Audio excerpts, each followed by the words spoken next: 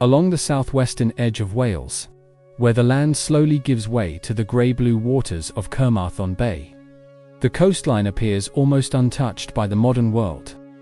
Long stretches of sand curve gently along the shore, broken only by dunes, low cliffs, and the distant cry of seabirds drifting on the wind. On calm days, the sea lies flat and reflective, and the air carries a sense of stillness that many visitors describe as deeply comforting. It is a place people come to escape. Families walk the beaches in silence. Photographers wait for the light to shift. Hikers wander the coastal paths, believing they have found one of the most peaceful corners of Britain. Yet beneath this calm exterior lies a history layered with violence, tragedy, and loss. A history that, according to some, never truly let go of the land. For centuries, this coast has been shaped not only by wind and tide, but by conflict. The region surrounding the village of Pembrey, just a short distance from the historic town of Kidwelly, has seen repeated waves of human struggle. Archaeological evidence suggests that people settled here more than 2,500 years ago. Pottery fragments, burial sites, and the remnants of defensive structures have been uncovered over decades of excavation. These finds paint a picture of a land that was never merely pastoral or quiet, but contested, defended, and fought over. Iron Age hill forts once overlooked the surrounding terrain, offering vantage points against rival tribes. Later, Norman invaders constructed castles to assert dominance, their stone walls rising where earlier settlements had fallen. Each generation left its mark, often carved through blood and fire. Even the sea itself tells stories of conflict after powerful storms. When tides strip away layers of sand, the skeletal remains of ancient ships have occasionally surfaced along the coastline. Roman trading vessels, Civil War era transport ships, and other long-forgotten wrecks have been revealed, their timbers blackened and broken by centuries underwater. Many of these ships were believed to be carrying supplies to military outposts scattered along the coast, food, weapons, and men who never reached their destination. During the Napoleonic Wars, fear of invasion gripped Britain's shores. The beaches near Pembrey were identified as potential landing points for French forces. Defensive measures were quietly reinforced. Lookouts were posted. The coastline was watched constantly, its serene beauty masking the anxiety that lingered just beneath the surface. But it was the modern age, the age of industry and total war, that would leave the deepest scars. Moving inland from the shore, the open dunes gradually give way to dense woodland. Today, these trees form part of Pembrey Country Park, a place filled with walking trails, picnic areas, and quiet forest paths. Few visitors realize that this peaceful woodland once housed one of the most dangerous industrial sites in Britain. In the late 19th century, the Royal Ordnance Factory was established here. The location was chosen deliberately. Its isolation, natural cover, and proximity to the coast made it ideal for hazardous work that needed to be hidden from public view. At first, the factory was operated by private companies. But with the outbreak of the First World War, it was taken under direct government control. From that moment on, Pembrey became a place of constant risk. Thousands of workers arrived daily to manufacture shells, explosives, and munitions needed to sustain Britain's war effort. The work was relentless, the danger ever present. Even small mistakes could, and often did, result in catastrophe. Explosions were not uncommon. Some were small, contained within a single building. Others were devastating, tearing through structures and killing multiple workers in an instant. Bodies were burned beyond recognition. Survivors spoke of screams, fireballs, and the smell of scorched flesh lingering in the air long after the flames were extinguished. When the First World War ended, the factory briefly fell silent, but peace did not last. With the outbreak of the Second World War, The site expanded dramatically. New buildings were constructed. An extensive narrow-gauge railway network was laid through the forest, transporting live shells and explosives from one part of the complex to another. These rail lines extended toward nearby port facilities, where munitions were loaded onto ships bound for the front lines. The surrounding forest became a place of constant motion, trains rattling through the trees, aircraft overhead, workers moving in silence, fully aware that one wrong step could be their last. Nearby, RAF Pembrey played a crucial role in coastal defense. Fighter squadrons launched from its runways to intercept enemy aircraft, protect convoys, and patrol the Bristol Channel. Training missions were flown daily, some of which ended in tragedy. In 1944, a training exercise went disastrously wrong when a Hawker Hurricane pilot accidentally shot down the aircraft towing his target, killing its crew off the coast. By the time the factory finally closed in the 1960s, the land had absorbed decades of trauma. Unlike other military sites, the Royal Ordnance Factory was never redeveloped. Its buildings were left behind, concrete bunkers, storage chambers, blast walls, slowly decaying as nature reclaimed them. Trees grew through cracked floors. Moss crept across walls, stained by time and smoke. To the casual walker, they are just ruins. To others, they are something else entirely. Local folklore speaks of figures still bound to these places, sailors lost to the sea, soldiers and airmen killed in action, and factory workers who never made it home. Shadows seen between the trees, smells of burning that have no source, shapes that vanish the moment they are noticed. Most dismiss these stories as imagination, until something happens that they cannot explain. And for a schoolboy named Jacob Binion, that moment would come one quiet summer morning, deep inside one of the abandoned bunkers, a moment that would change how he saw Pembrey Forest forever. In the mid-1990s, long before Pembrey Country Park became as regulated and well-marked as it is today, large sections of the forest still felt untamed. Paths were faint, warning signs were rare, and many of the ruins left behind by the Royal Ordnance Factory remained wide, open to anyone curious enough to explore them. For local teenagers, these ruins were irresistible. Jacob Binion was one of them, at the time. Jacob was a quiet, thoughtful schoolboy, with a strong interest in history. He lived close enough to Pembrey Woods that cycling there after school, or on weekends, felt natural. Over time, he and his friend Alan had learned the layout of the forest well, following old railway lines that once carried munitions through the trees, and tracing footpaths that wound toward the beach before looping back inland. On 2 previous visits, they had passed several abandoned structures without stopping for long, but on this particular summer morning, they arrived with a purpose. They had been assigned a school project that involved local history, and Jacob suggested mapping the remaining munitions bunkers scattered throughout the woods. Alan agreed, seeing it as an excuse for another day of exploration. They arrived early, just after sunrise. The air was warm and unusually still.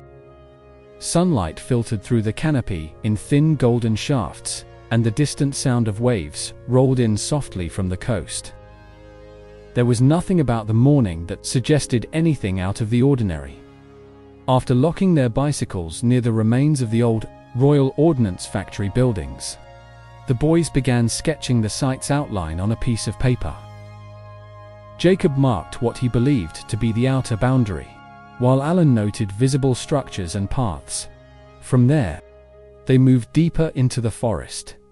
It didn't take long to find the first bunker half buried in earth and undergrowth. Its concrete entrance was framed by thick roots and brambles that had grown unchecked for decades.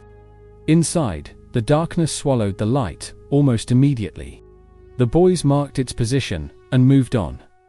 By the time they had found their 4th or 5th bunker, Alan began teasing Jacob. "You always stop at the door," he said, grinning. "You never actually go in." Jacob laughed it off, but the truth was simple.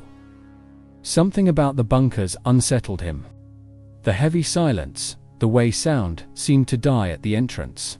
The feeling that these places were not meant to be revisited. Eventually, Alan pressed harder. "Just one," he said. "Go inside just one of them." After a moment's hesitation, Jacob agreed. Alan stayed behind with the bicycles, while Jacob approached the nearest bunker.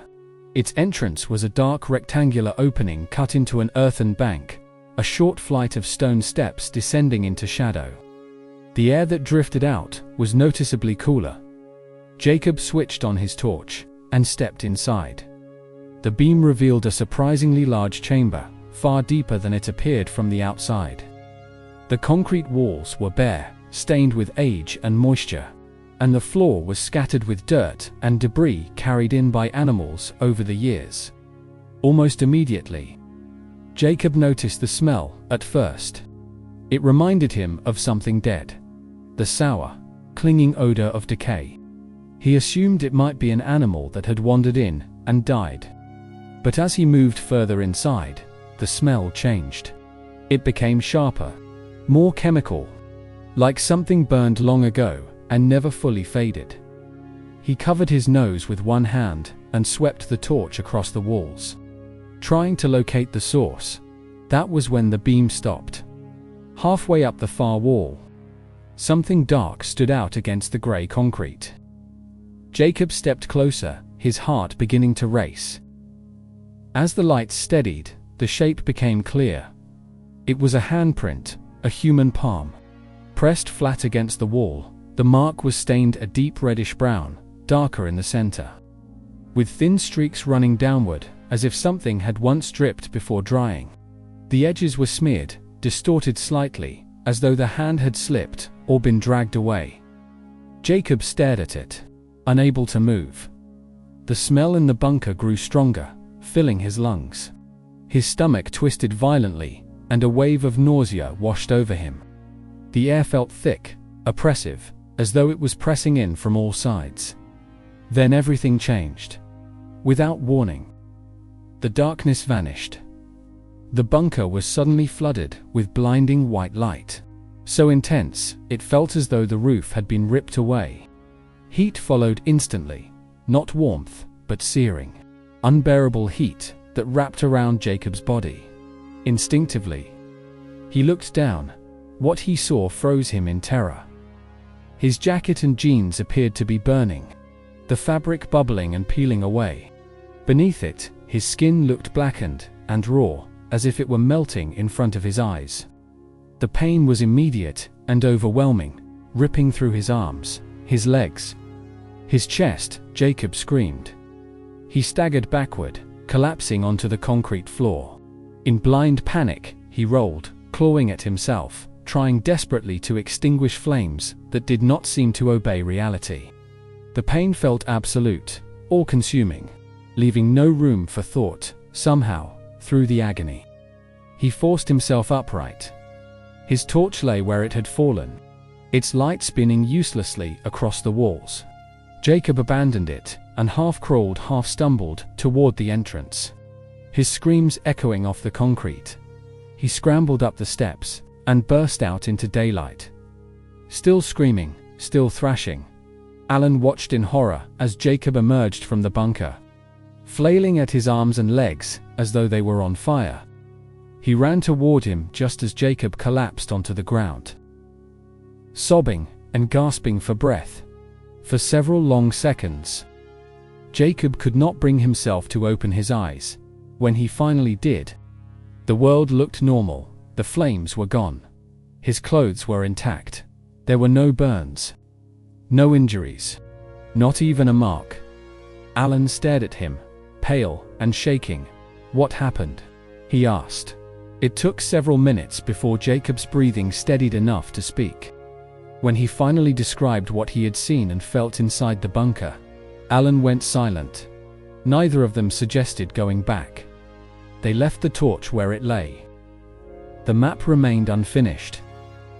Without another word, they mounted their bicycles and rode out of the woods, never looking back. Jacob never returned to Pembrey Forest. In the years that followed, the memory refused to fade. He began researching the history of the site, digging through old records and newspaper archives. What he found disturbed him deeply.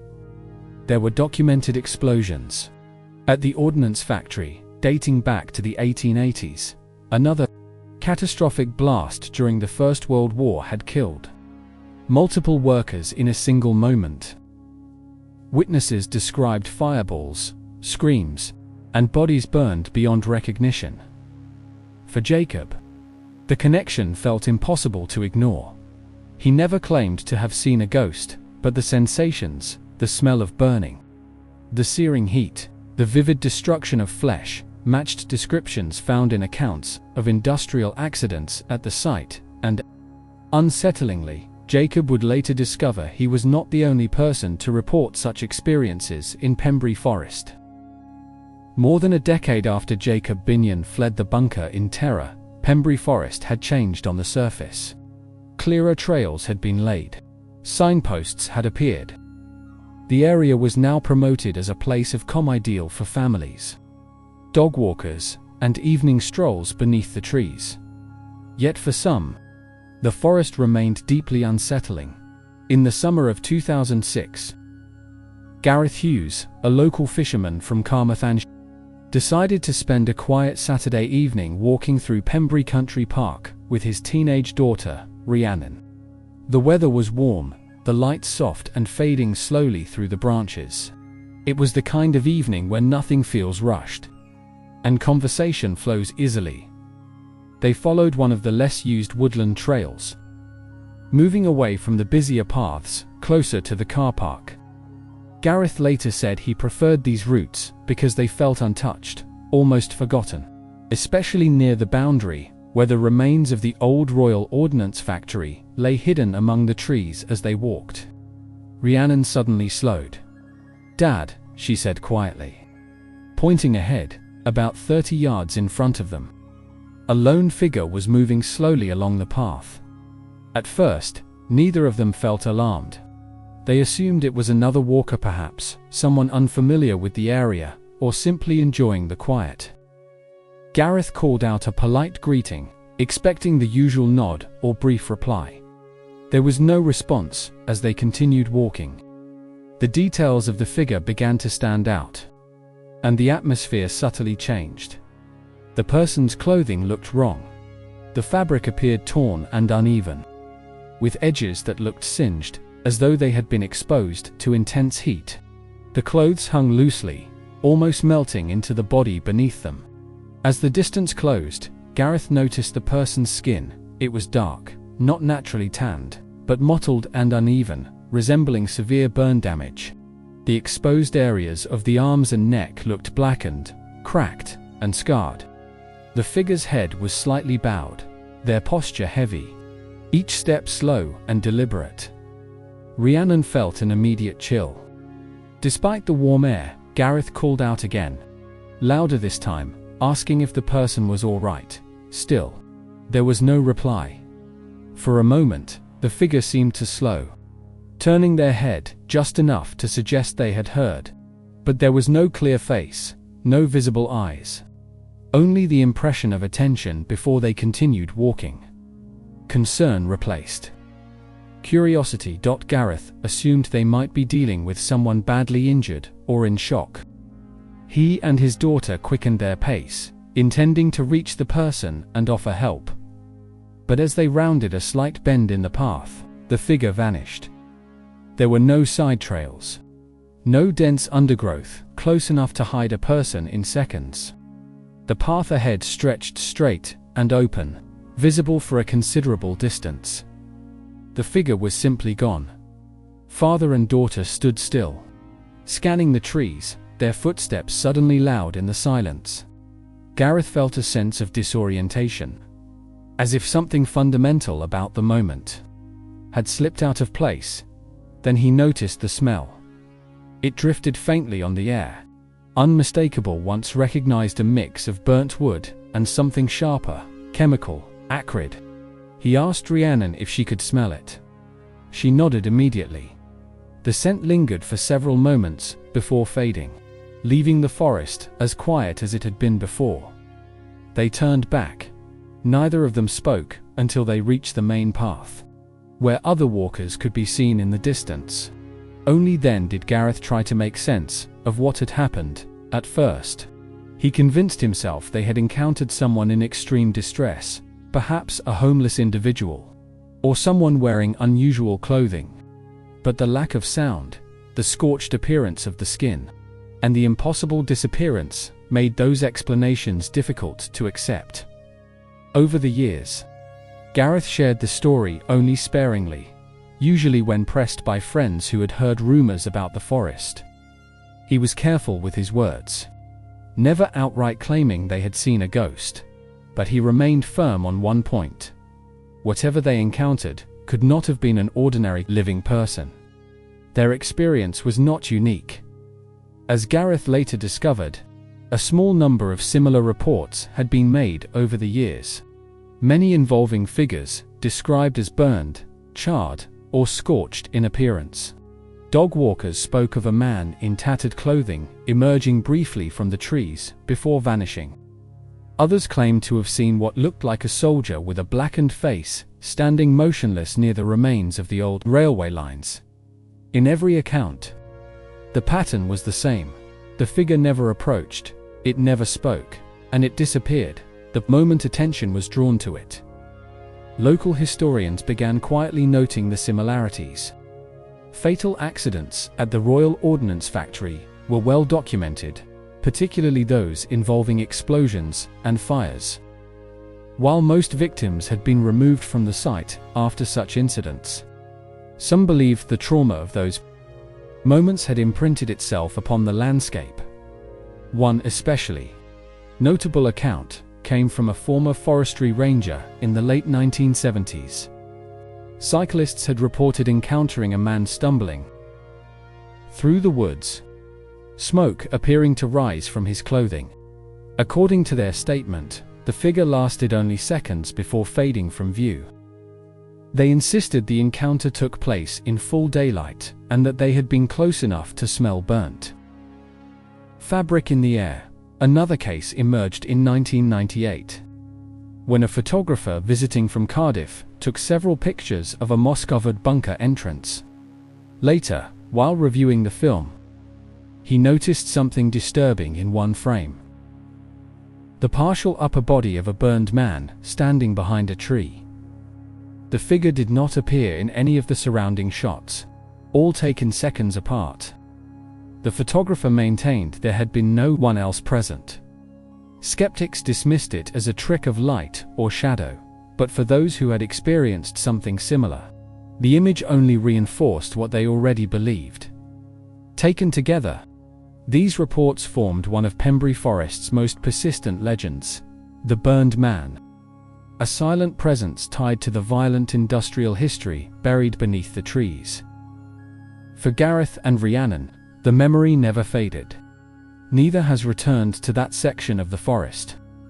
Both agree that if what they encountered was a remnant of the past, they would rather not meet it again. Yet, as unsettling as these encounters were, they were not the strangest stories to emerge from Pembrey Forest.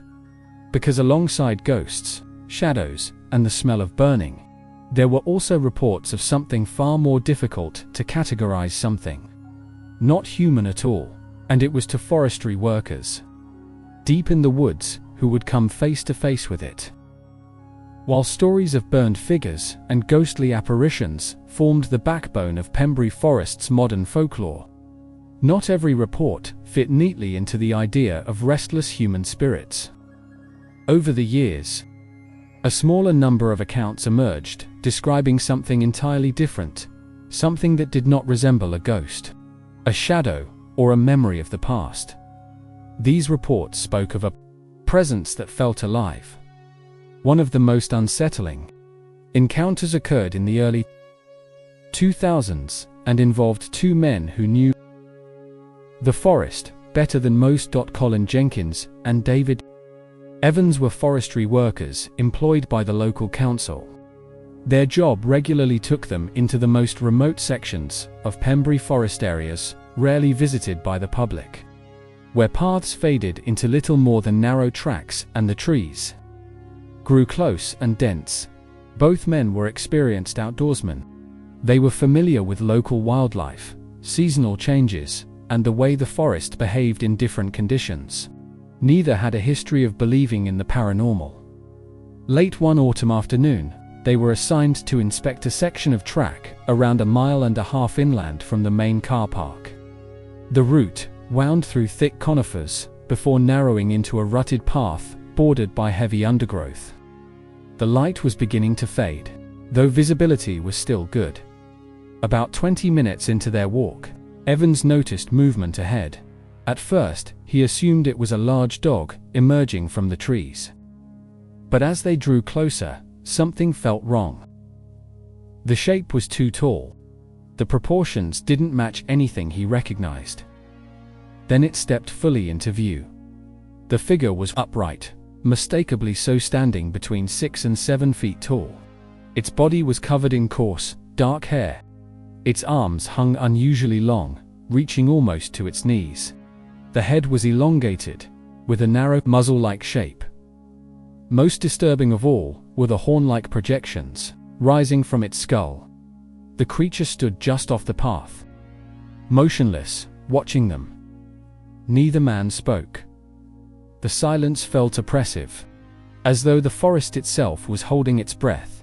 After several seconds, the figure turned calmly and walked into the tree line on the opposite side of the track. Its movements were deliberate and unhurried. Within moments, it vanished into shadow. When Jenkins and Evans reached the spot, they found nothing: no footprints, no broken branches, no disturbed ground. It was as if nothing had passed through at all. Shaken but unsure how to react, the men continued their work. For nearly an hour, they moved in silence, each struggling to rationalize what they had seen. Then Evans froze. Across a small clearing, partially obscured by trees, the figure stood again motionless. Watching them, the sense of being observed became unbearable. Without discussion, the two men agreed to end their shift early. They left their equipment behind and walked back toward the forest track, resisting the urge to look over their shoulders. For years, they told almost no one. Evans, however, could not forget the encounter. In his own time, he began researching similar sightings across Britain. That search eventually led him to a notorious case from the 1970s, known as the Hexham Heads. In that incident, two brothers in Northumberland uncovered carved stone heads in their garden. Shortly afterward, a neighbor reported a terrifying encounter with a tall, horned, half-human creature that entered her home uninvited. Her description: upright posture, dark hair, elongated face, and horns closely matched what Evans and Jenkins had seen in Pembrey Forest decades later. The resemblance disturbed him deeply. Both encounters occurred in isolated locations. Both involved a creature that showed no aggression, only observation, and in both cases, the figure vanished without leaving any physical trace. Jenkins had little interest in folklore, but he remained adamant about one thing: what they encountered was not an animal. The proportions, posture, and horned head ruled out any known species. He later admitted privately that it was unlike anything he had seen in all his years working outdoors. Eventually, word of their encounter filtered into local conversation. Other, less detailed reports began to surface. A dog walker claimed to see a tall, dark shape moving through the trees near the old firing range late one evening. A cyclist described what he thought was a man in an elaborate costume stepping onto the path ahead of him, only to vanish without sound. Each story shared common elements: a large upright figure, a brief appearance, a sudden disappearance. No evidence left behind. Skeptics argued these sightings could be explained by wildlife seen under unusual conditions, misinterpretation, or imagination influenced by local legend. But those who had seen the figure insisted their view had been clear, close, and in daylight, within certain cryptid research circles. The Pembrey Forest sighting is now quietly referenced as one of Wales's more unusual modern reports. It has never drawn widespread attention, largely due to the lack of physical evidence. But for those who encountered it, proof was never the point. Unanswered questions attempts to explain the events of Pembrey Forest vary widely. Jacob Binion's experience in the bunker is often attributed to psychological factors: panic, confined spaces, or exposure to mold or chemical residue. Yet these explanations fail to account for the vivid physical sensations and the terror witnessed by his friend. The burned figure, seen by Gareth Hughes and his daughter, is often dismissed as illusion or misidentification. But the scorched appearance, chemical odor, and impossible disappearance challenge such conclusions. The encounter with the horned creature raises even more questions. Some propose it was an unidentified animal or a trick of perspective. Others suggest something far stranger, an echo of ancient folklore, or even a phenomenon not yet understood. Across all cases, fabrication has been considered, but witnesses consistently came forward reluctantly, often years later. With no apparent motive for deception, no explanation accounts for every detail, and so the incidents remain unresolved. The forest remains today. Pembrey Forest stands quiet. The bunkers decay slowly beneath moss and ivy. The old railway lines fade into the undergrowth. Walkers still wander its paths, often unaware of the stories woven into the soil beneath their feet. Some speak of strange smells carried on the breeze. Others mention fleeting shapes at the edge of vision. Most hear nothing at all. Perhaps the forest has learned when to stay silent, or perhaps it only reveals itself to those who linger too long, step too far from the path, or venture where the past has not yet finished speaking. Whatever the truth may be, Pembrey Forest continues to guard its secret court between history and myth, reason and the unknown. And in that uncertainty, its unease endures.